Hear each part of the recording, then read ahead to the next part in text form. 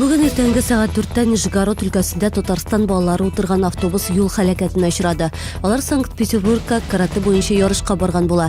Беренчел тикшерү нәтиҗәләре буенча 51 яшьлек автобус йөртүчесе йоклап киткән һәм каршы як полосага чыккан дип фаразлана. Һәлакәттә 12 яшьлек кыз бала һәм Татарстан карате федерациясе җитәкчесе үлде. 17 кеше хастаханәдә. Хәсән Туфан проспектын атна ахырына төзекләндереп бетерәчәкләр. Бирдә автомобиль юллары предприятиесе эшчеләре хезмәт куя. Тик алар ремонтны тиз арада төгәлләүне кайгыртып, сыйфат турында оныткан. Бер полосада 300 метр тирәсе юл һәм бордюр чите төзекләндерелми калган. Бу кимчелек төзәтелерме? Әлегә сорауга җавап юк. Чаллыда бәбиләр саны артты. Шунда Алабугада бала тудыру йорты санитар карауга ябылды. Хәзер күрше шәһәрдән йөкле ханымнарны безгә алып киләләр. 15тән артык бәби дөньяга килде инде.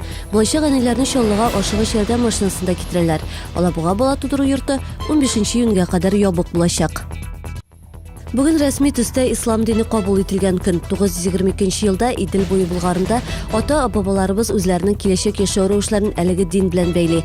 Бүген мәчет мәдрәсәләрдә шул уңайдан дуга кылдылар, вәгазьләр укыдылар. Бүгенге көндә Татарстанда Болгар яңарышы дәвам итә.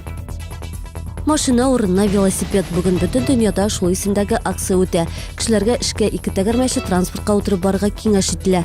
Бу сәламәтлеккә дә, экологиягә дә файда. Акциягә шәһәрдәшләр дә кушылды. Бу һәм башка хәбәрләр турында тулырак яңалыкларның кичке чыгарылышында.